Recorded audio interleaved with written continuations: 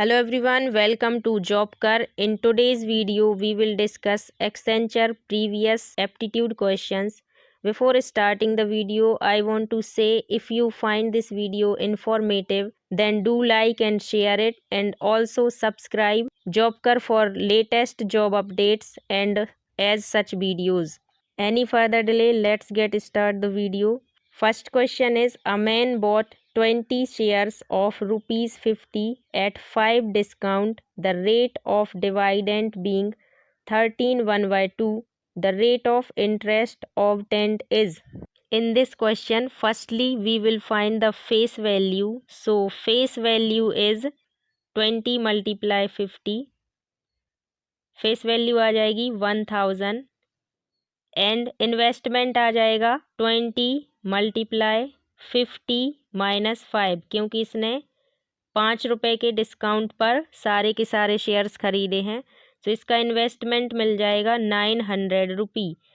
डिवाइडेंट दिया है 13/1/2। जब 13/1/2 को सॉल्व करेंगे तो वैल्यू मिलेगी 27/2। सो इसका इंटरेस्ट आ जाएगा 27/2 मल्टीप्लाई 1000 डिवाइडेड बाय 100। यहाँ से इसका इंटरेस्ट मिलेगा 135।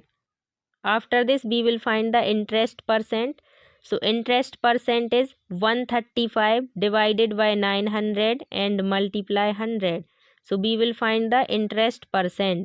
After solving this, we have 15%. So the right answer is option C. His interest percent is 15%. Next question is, A and B entered into partnership with capitals in the ratio 4:5.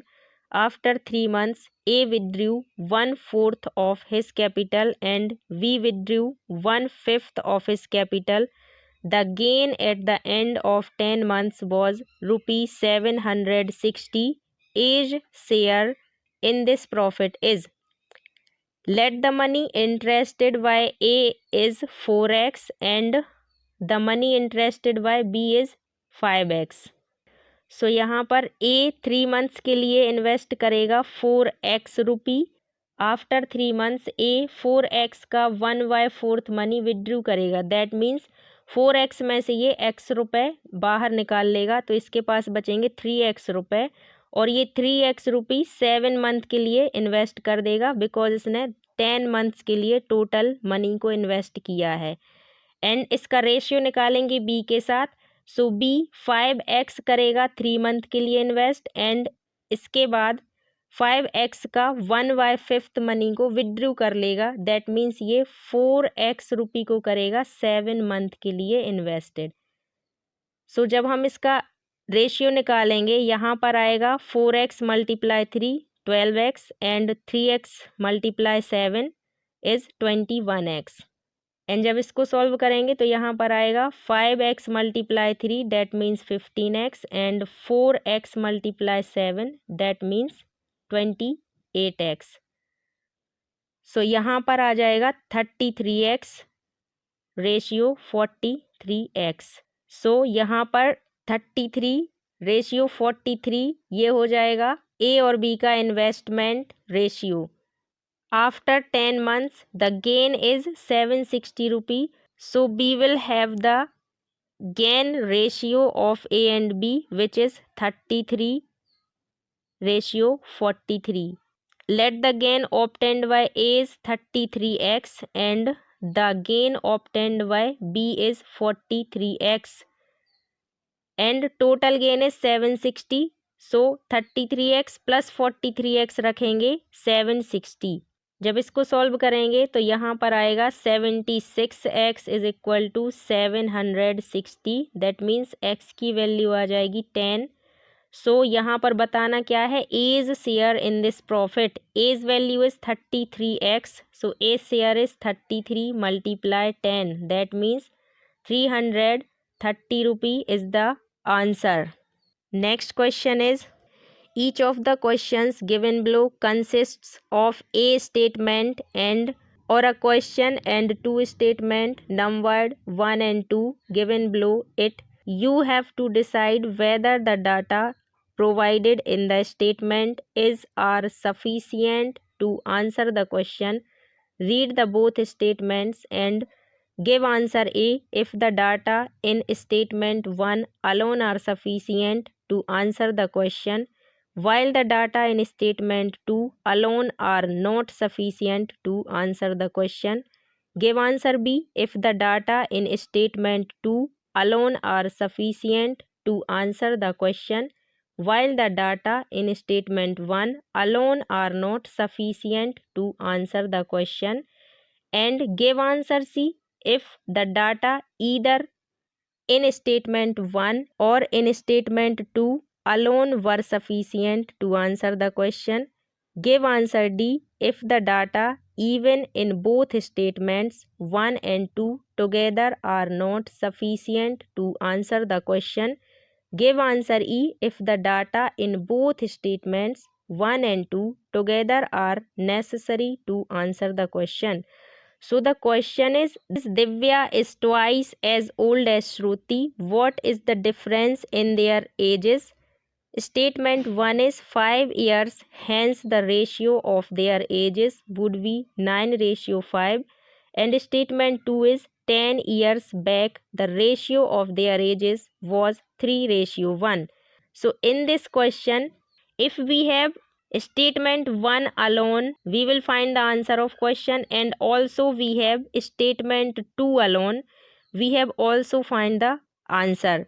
So the right answer is option C, either 1 or 2 alone sufficient to answer the question.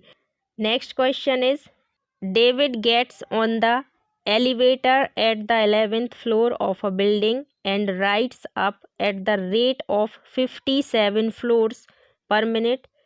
At the same time, Albert gets on an elevator at the 51st floor of the same building and rides down at the rate of 63 floors per minute. If they continue traveling at these rates, then at which floor will their paths crosses? Suppose their paths crosses after x minute, then 11 plus 57x is equal to 51 minus 63x. सो इसको solve करने के बाद value मिल जाएगी 120x is equal to 40. यहाँ से x की value हो जाएगी 40 divided by 120, that means 1/3. Then the number of floors covered by David is 1/3 multiply 57, that means 19 floors covered by David. So David's and Albert's path crosses at 19 plus 11, that means 30th. So they are cross their paths at the 30th floor. The answer is option C. Next question is it takes 8 hours for a 600-kilometer journey if 120 kilometer is done by train and the rest by car. It takes 20 minutes more if 200 kilometer is done by train and the rest by car. The ratio of the speed of the train of that the cars is. Let the speed of train is x kilometer per hour and the speed of car is y kilometer per hour. So in a 600 kilometer journey, if 120 kilometer done by train, then 480 kilometer done by car. Here we will use the formula time is equal to distance upon speed. So the time taking by train is 120 divided by x, because 120 kilometre की journey x kilometre per hour की speed से train cover करेगी. And the time taking by car is 480 kilometre divided by because 480 kilometre की journey को car cover करेगी y kilometre per hour से, and इसको total time लगेगा 8 hours. We have 1/x plus 4y is equal to 1/15. इसको और आगे solve करेंगे तो वैल्यू आएगी 15y plus 60x is equal to xy. This is equation 1. After this it takes 20 minutes more if 200 kilometer is done by train. So in next step, time taking by train is 200 divided by x and time taking by car is 400 divided by y is equal to 820 by 60 because इसको 8 hours 20 minutes लगेंगे. सो इस 8 hours 20 minute को जब हम are में change करेंगे तो we will have 8 1/3 that means 200 divided by x plus 400 divided by y is equal to 25/3. So after solving this equation we have 1/x plus 2y is equal to 1/24. इसको और आगे solve करने पर value आ जाएगी 24y plus 48x is equal to xy. This is equation 2. So equation 1 और 2 को इसके बाद इक्वल रखेंगे. Then we will have 15y plus 60x is equal to 24y plus 48x. इसको सॉल्व करने के बाद 12x is equal to 9y आएगा. इसके बाद x और y का रेशियो फाइंड करना है. सो यहाँ आ जाएगा 9y 12. That means 3/4. So the ratio of the speed of train to that of the car is 3/4. The answer is option C. Next question is, a card is drawn from a pack of 52 cards. The probability of getting a queen of club or a king of heart is. In this question we will use the formula probability, which is PE is equal to number of favorable items, which is any, divided by number of total outcomes, which is NS. So total outcomes is 52. Queen of club is 1 and queen of heart is also 1. And यहाँ पर और लगा हुआ है. सो और की condition में हम प्लस का यूज करते हैं. सो दैट्स वाई यहाँ पे मैंने प्लस लगाया है. So B will have 2/52. That means the answer is 1/26, option C. Next question is, A, B and C can do a piece of work in 20, 30 and 60 days respectively. In how many days can A do the work if he is assisted by B and C on every third day? A did the work in 20 days. V did the work in 30 days and C did the same work in 60 days. So we will have the LCM of three numbers 20, 30 and 60 is 60. इसको हम मानेंगे total work था 60. इसके बाद 60 को divide करेंगे 20 से तो A का एक दिन का वर्क मिलेगा जो कि होगा 3. 30 से डिवाइड करेंगे 60 को तो यहाँ पर आएगा 2 जो कि B का एक दिन का वर्क होगा. और 60 से डिवाइड करेंगे 60 को सो यहाँ पर हमें मिलेगा 1 जो कि C का एक दिन का काम होगा. And the question says how many days can A do the work if he is assisted by V and C on every third day. That means A करेगा तीनों दिन काम. हर तीसरे दिन में A को B और C जाकर असिस्ट करेंगे.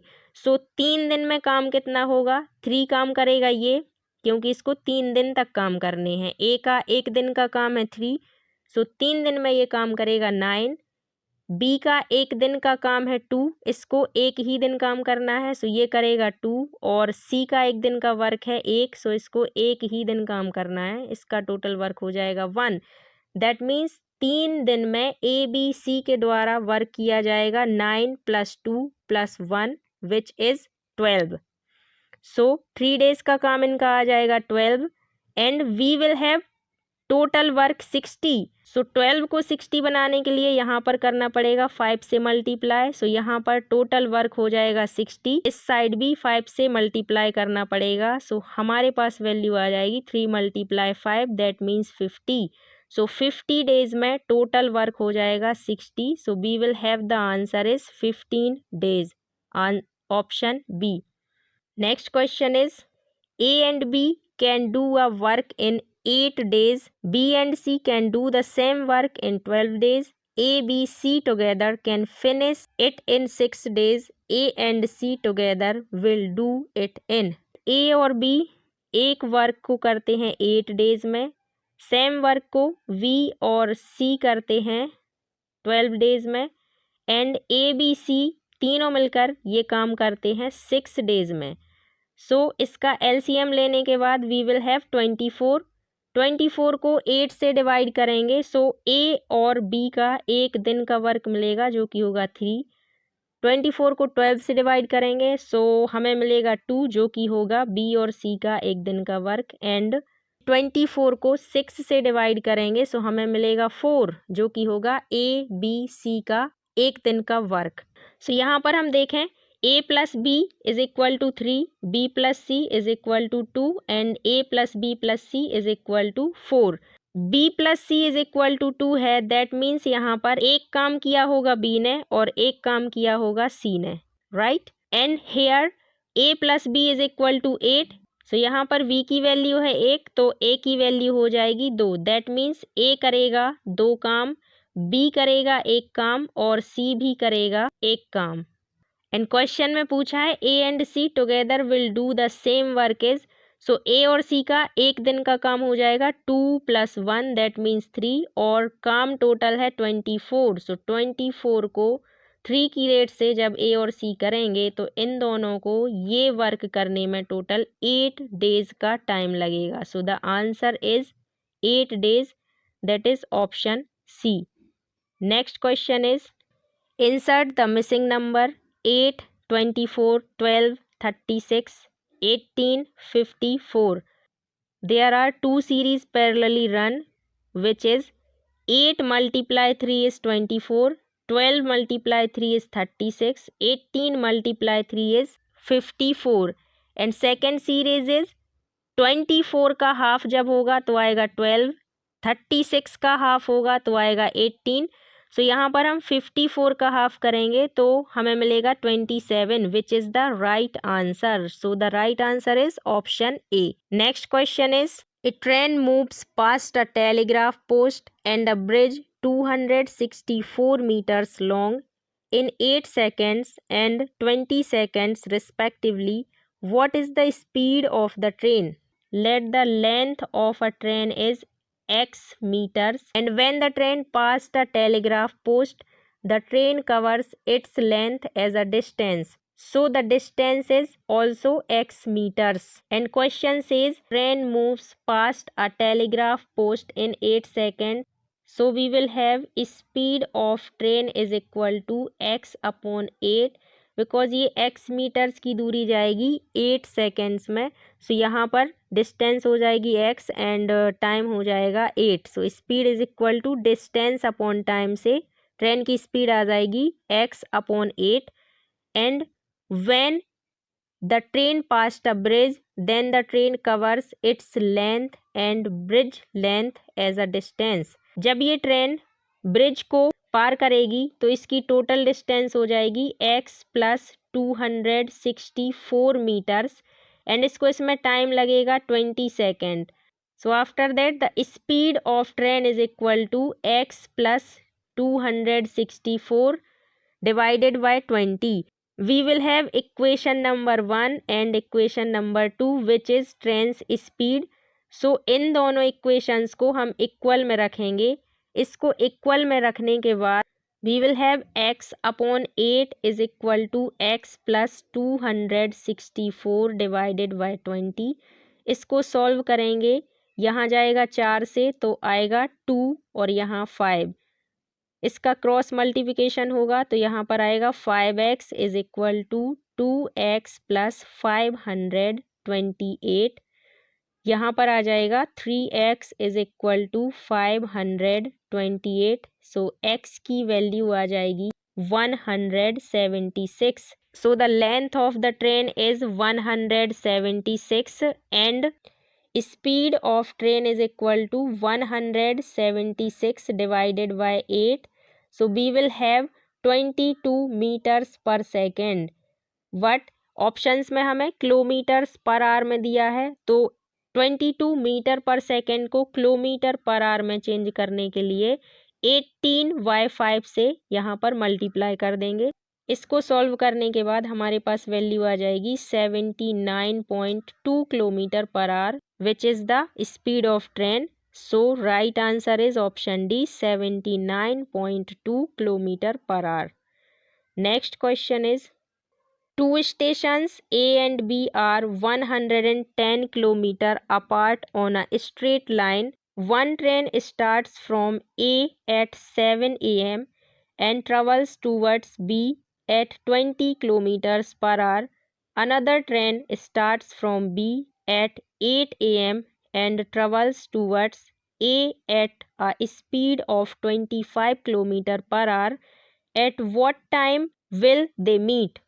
In this question, we will have two stations, which is A and B. They are apart on a straight line at the distance of 110 km. One train starts from A at 7 am and travels towards B at 20 km per hour.